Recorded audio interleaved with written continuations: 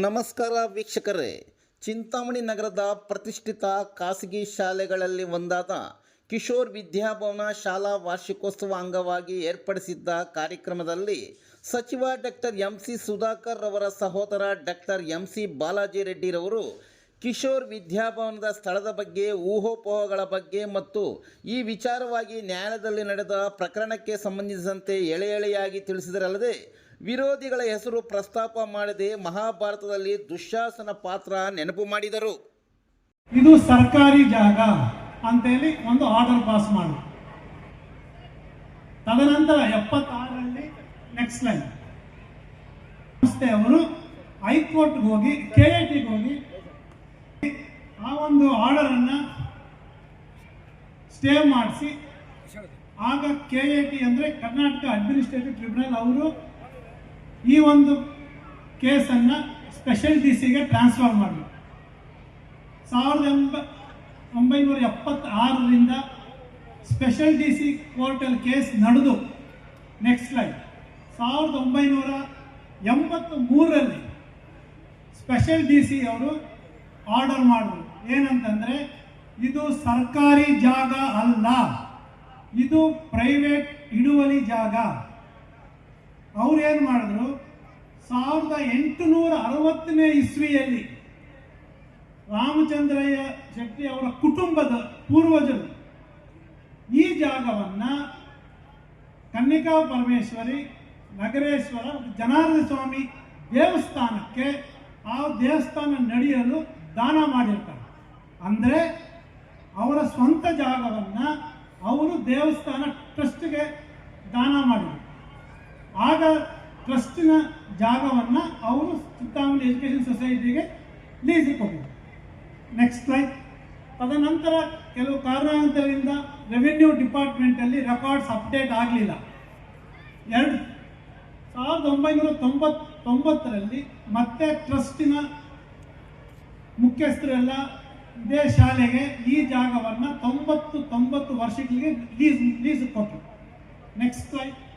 ತದನಂತರ 2002ರಲ್ಲಿ ತಹಸೀಲ್ದಾರ್ ಅವರು ಪಾನಿ column number 9ನಲ್ಲಿ ದೇವಸ್ಥಾನದ ಹೆಸರನ್ನು ಸೇರಿಸಿದರು. ಅದೇ ಸಮಯದಲ್ಲಿ ಟ್ರಸ್ಟಿನ ಕೆಲವು ಸದಸ್ಯರ ಮಧ್ಯ ಏನೋ ಪ್ರಾಬ್ಲಮ್ ಆಗಿ ನೆಕ್ಸ್ಟ್ ಲೈನ್ ಅವರು 2006ನಲ್ಲಿ ಡಿಸ್ಟ್ರಿಕ್ಟ್ ಕೋರ್ಟಲ್ಲಿ ಕೇಸ್ ಹಾಕಿದರು. ಆದರೆ ಡಿಸ್ಟ್ರಿಕ್ಟ್ ಕೋರ್ಟಲ್ಲಿ 2019ರಲ್ಲಿ ಕಾಂಪ್ರಮೈಸ್ ಪಿಟಿಷನ್ ಆಗಿ ಲೀಸ್ ಡೀಡನ್ನು ಕಂಟಿನ್ಯೂ ಮಾಡಿದ್ರು. ಅದೇ ಸಮಯದಲ್ಲಿ ಕೆಲವು ಸದಸ್ಯರು ತಹಸೀಲ್ದಾರ್ ಹತ್ರ ಕೂಡ ಒಂದು ಕೇಸ್ ಹಾಕಿದ್ರು 2004ರಲ್ಲಿ. ಅದು ಕೇಸ್ ಹಾಗೆ ಪೆಂಡಿಂಗ್ ಇತ್ತು. 2014ರಲ್ಲಿ ಡಾಕ್ಟರ್ ಸುಧಾಕರ್ ಎಲೆಕ್ಷನ್ ಸೋತ ಮೇಲೆ ಹೊಸ ಶಾಸಕರು ಬಂದು ಅವರ ಅನುಯಾಯಿಗಳು ಬಂದು ಇದು ಸರ್ಕಾರಿ ಜಾಗ, ಅದು ಇದು ಅಂತೆಲ್ಲ ಎಷ್ಟೋ ಜನ ನೀವು ಪ್ರೆಸ್ಸಲ್ಲಿ ಓದಿರ್ತೀರ. ಬರೀ ಚೌಡರೆಡ್ಡಿ ಅವರ ಕುಟುಂಬ ಡಾಕ್ಟರ್ ಸುಧಾಕರ್ನ ತೇಜೋವಧೆ ಮಾಡೋದೇ ಒಂದು ಕೆಲಸ ಆಗಿತ್ತೆ ಹೊರತು ಬೇರೆ ಏನು ಕೆಲಸ ಮಾಡಲಿಕ್ಕೆ ಹೋಗಲಿಲ್ಲ. ಅದಕ್ಕೆ ನೆಕ್ಸ್ಟ್ ಲೈನ್. ಒಬ್ಬ ವಕೀಲರು ಮನೆಯಲ್ಲಿ ಆರ್ಡರ್ ಅವರೇ ಟೈಪ್ ಮಾಡಿಸಿ ತಹಸೀಲ್ದಾರ್ ಕೈಯಲ್ಲಿ ಆರ್ಡರ್ ಪಾಸ್ ಮಾಡ್ತಾರೆ. ಏನಂತ ಗೊತ್ತಾ, ನಾನು ನಿಮ್ಗೆ ಮೊದಲೇ ಹೇಳ್ದಂಗೆ 1976ಅಲ್ಲಿ ಅಸಿಸ್ಟೆಂಟ್ ಕಮಿಷನರು ಇದನ್ನು ಸರ್ಕಾರಿ ಜಾಗ ಅಂತ ಮಾಡಿದ್ದು ಆರ್ಡರ್ ಮಾಡಿದ್ರು.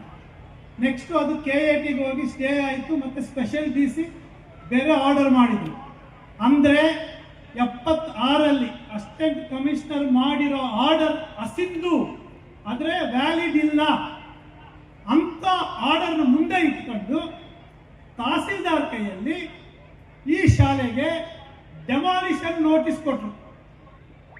ಅಂದರೆ 2500 ಮಕ್ಕಳ ಭವಿಷ್ಯವನ್ನು ಹಾಳು ಮಾಡೋದಕ್ಕೆ ಅವರು ಹೊರಟರು. ಇದು ಕೇವಲ 2000 ಮಕ್ಕಳ ಭವಿಷ್ಯ ಅಲ್ಲ, 3000 ಕುಟುಂಬಗಳನ್ನು ಬೀದಿಗೆ ಎಳಿಬೇಕು ಅಂತ ಹೋದ್ರು. ಕಾರಣ ಕೇವಲ ಚೌಡರೆಡ್ಡಿ ಅವರ ಒಂದು ಕುಟುಂಬದ ತೇಜೋವಧೆ ಮಾಡಲಿಕ್ಕೋಸ್ಕರ 2500 ಮಕ್ಕಳ ಭವಿಷ್ಯವನ್ನು ಹಾಳು ಮಾಡಿ 3000 ಕುಟುಂಬಗಳನ್ನು ಬೀದಿಗೆ ಎಳೆಯಕ್ಕೆ ಹೋಗಿರುವಂಥ ವ್ಯಕ್ತಿಗಳನ್ನು ನೀವು ಸಮಾಜದಲ್ಲಿ ಅವ್ರು ಏನಂತ ಹೆಸರಿಟ್ಟು ಕರೀತೀರೋ ನೀವೇ ತೀರ್ಮಾನ ಮಾಡಬೇಕು. ಆಗ ನಮ್ಮ ತಂದೆಯವರು, ನಾನು ಇರಲಿಲ್ಲ ಆವಾಗ, ನಮ್ಮ ತಂದೆಯವರು ಡಾಕ್ಟರ್ ಸುಧಾಕರ್ ಒಂದೇ ತೀರ್ಮಾನ ಮಾಡಿದ್ದು, ಮತ್ತು ಕಮಿಟಿ ಮೆಂಬರ್ಸ್, ಎಷ್ಟೇ ಕಷ್ಟ ಆಗಲಿ, ನಮ್ಮನ್ನು ಏನೇ ತೇಜವಧ ಮಾಡಲಿ, ನಾವು ಮಾತ್ರ ಈ ಜಾಗವನ್ನು, ದೇವಸ್ಥಾನದ ಜಾಗವನ್ನು ದೇವಸ್ಥಾನಕ್ಕೆ ಉಳಿಸ್ಕೊಡ್ಬೇಕು. ನಮ್ಮ ನಮ್ಮ ಶಾಲೆಯ ಮಕ್ಕಳಿಗೆ ಭವಿಷ್ಯವನ್ನು ಕಾಪಾಡಬೇಕು ಅಂತ ಪಣ ತೊಟ್ಟು ನಮ್ಮ ಬಗ್ಗೆ ಎಷ್ಟೇ ಕೆಟ್ಟವಾದ ಅಪಾದನೆ ಮಾಡಿದ್ರೂ ಕೂಡ ಮೌನವಾಗಿ ಸಹಿಸಿಕೊಂಡು ಈಗ ಈ ಶಾಲೆಗೆ ಎಲ್ಲ ಪ್ರಾಬ್ಲಮ್ಸ್ ಸಾಲ್ವ್ ಮಾಡ್ಕೊಂಡು. Next slide. ಇದಕ್ಕೂ ಹೋದ್ರು ಅಡ್ಮಿನಿಸ್ಟ್ರೇಟಿವ್ ಟ್ರಿಬ್ಯುನಲ್ಗೆ, ಸ್ಪೆಷಲ್ ಡಿ ಸಿ ಆರ್ಡರ್ ಮೇಲೆ.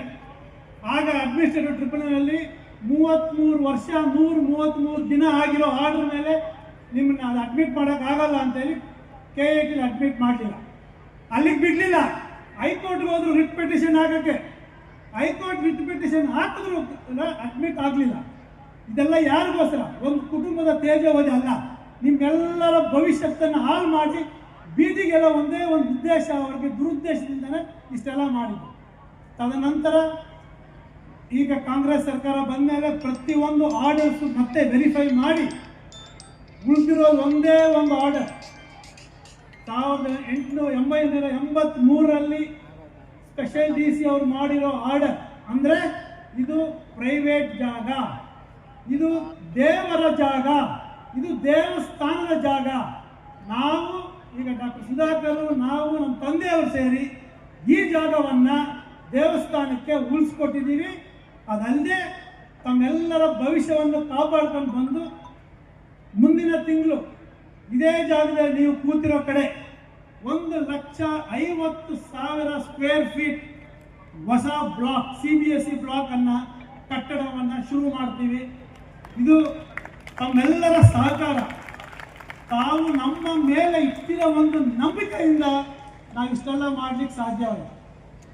ಇದೇ ಸಮಯದಲ್ಲಿ ನಾನು ಭಗವದ್ಗೀತೆ ಶ್ಲೋಕ ಹೇಳ್ತೇನೆ. ನೀವೆಲ್ಲರೂ ಮಹಾಭಾರತ ಎಲ್ಲರೂ ಗೊತ್ತಿದೆ ನಿಮಗೆ. ಮಹಾಭಾರತ ಜೂಜಾಟ ಆಡಿದ ಮೇಲೆ ದುರ್ಯೋಧನ, ದುಶ್ಯಾಸನ, ಕೌರವರು ಏನು ಬರೀ ಒಂದೇ ಒಂದು ಪಾಂಡವರ ಮೇಲೆ ದ್ವೇಷ, ನಮ್ಮ ಕುಟುಂಬದ ಮೇಲೆ ಹೆಂಗೆ ದ್ವೇಷ ಸಾಧಿಸ್ಬೇಕಂತ ಮಾಡಿದ್ರು, ಅದೇ ಥರ ಪಾಂಡವರ ಮೇಲೆ ದ್ವೇಷ ಸಾಧನೆ ಮಾಡ್ಲಿಕ್ಕೆ ಹೋಗಿ ಯಾವ ಪರಿಸ್ಥಿತಿ ಆಯಿತು ಸಾಕ್ಷಿ. ಅದೇ ಥರ ದುಶ್ಯಾಸನ ಏನು ಮಾಡೋದು, ದುಶ್ಯಾಸನ ದ್ರೌಪದಿಗೆ ಏನು ಮಾಡಿದ್ರು ಎಲ್ಲರೂ ಬಂದರು. ಆಗ ಶ್ರೀಕೃಷ್ಣ ಪರಮಾತ್ಮ ಬಂದು ದ್ರೌಪದಿನ ಕಾಪಾಡಿದ್ರು. ನನ್ನ ಪ್ರಕಾರ ಇವರು ಮಾಡಿರೋ ಕೃತ್ಯ ದುಶ್ಯಾಸನ ಮಾಡಿರೋದಕ್ಕಿಂತ ಹೀನವಾದ ಕೃತ್ಯ ಅಂತ ಹೇಳಿದ್ರೆ ತಪ್ಪಾಗಲ್ಲ. ಕೈಲಾಸಗಿರಿ ಚತುರ್ಮುಖ ಲಿಂಗೇಶ್ವರ ಒಂದು ಆಶೀರ್ವಾದದಿಂದ ನಾವು ಈ ಜಾಗವನ್ನು ದೇವಸ್ಥಾನಕ್ಕೆ ಉಳಿಸ್ಕೊಟ್ಟಿದ್ದೀವಿ, ತಮ್ಮೆಲ್ಲರ ಭವಿಷ್ಯವನ್ನು ಕಾಪಾಡಿದ್ದೀವಿ. ಸೊ ದಯವಿಟ್ಟು ಇನ್ನು ಮುಂದೆ ಕೂಡ ನಿಮ್ಮ ಸಹಕಾರ ನಮ್ಗೆ ಇರಬೇಕು. ಯಾವತ್ತಿಗೂ ನಾವು ನಿಮ್ಮ ಜೊತೆ ಇರ್ತೀವಿ.